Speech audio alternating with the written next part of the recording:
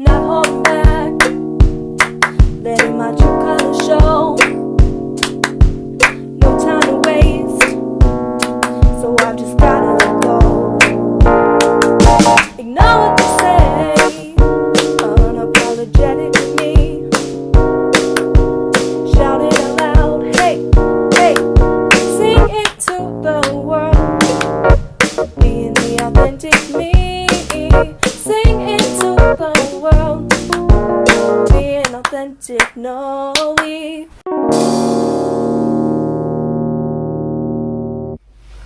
Hi friends, my name is Noe and welcome back to my YouTube channel.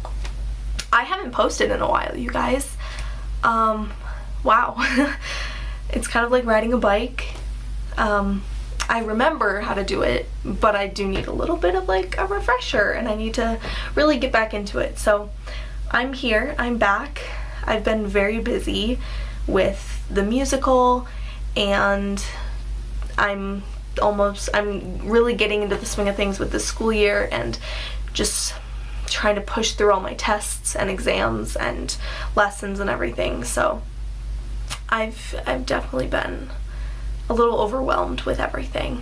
But I'm here and I'm going to be talking about my diagnosis, which I've kind of been putting off. But it's time to talk about it. Yeah, so let's get into it. I was diagnosed with PCOS after that long and crazy medical process and all the tests and everything that I went through. So PCOS, otherwise known as polycystic ovary syndrome, and basically what it is a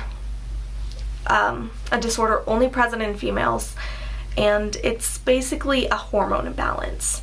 So me, for example, I had an excess amount of testosterone, which gave me all the symptoms that were presented.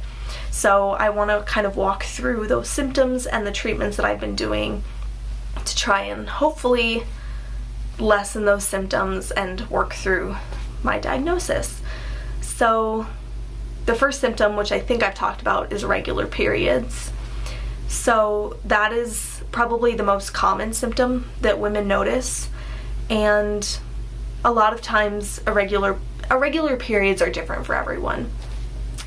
So my version, for example, was I wouldn't get a period for 3 to 4 months, but then once I got it, I would have it for about 60 days. Sometimes I had it for longer, sometimes a little bit less, but it was usually around 60 days, which is insane.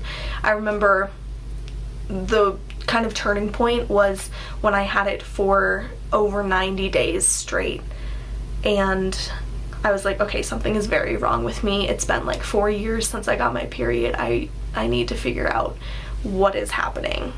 And so some of the other symptoms that I had were excess hair growth, bad acne on my face, on my back,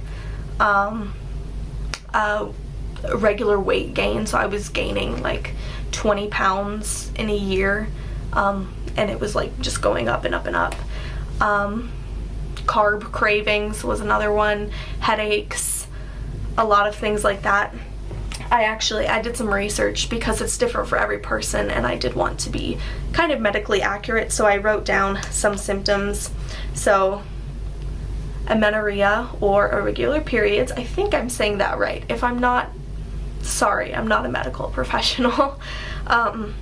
Unwanted hair growth, acne, mood swings, sleep problems, infertility can be one, depression, weight gain, fatigue, cravings. So I had quite a few of these symptoms, and that was really what gave me the first hint. So my mom and I looked up all of those symptoms and we thought it was PCOS. So I went to a gynecologist and we did a blood test, and she said that it could be PCOS or it could be this other thing. So that's when I had to take all those other crazy tests and everything, because the other thing is a little bit more serious than PCOS. PCOS is pretty common, so I had to get all those tests to make sure that's not what I had.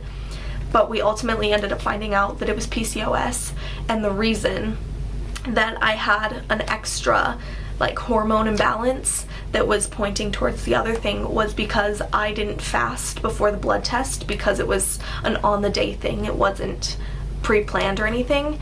And if I had fasted, if they had me fast to get the blood test, I wouldn't have needed all of those crazy tests. So that was a little bit frustrating to find out that I could have avoided that like 3-month process of MRIs, heart scans, ultrasounds, blood work, all of that stuff if I had just been told to fast before I got blood work done.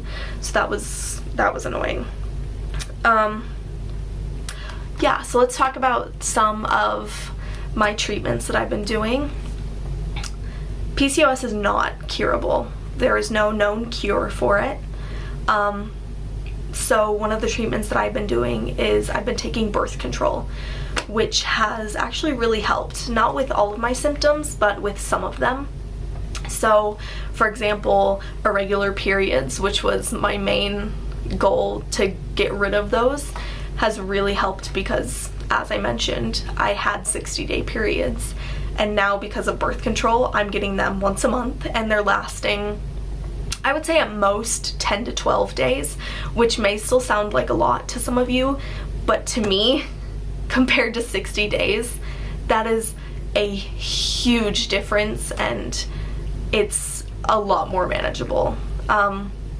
And I think it's also helped with acne quite a bit, because I had some really bad back acne, and my like face acne was like a mess.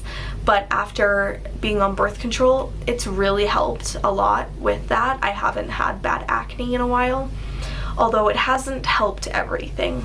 For example, my cravings are still ridiculous. I crave carbs all the time. I just want pretzels and crackers and candy and ice cream and all that sort of like what would normally be called junk food kind of stuff is what I'm craving.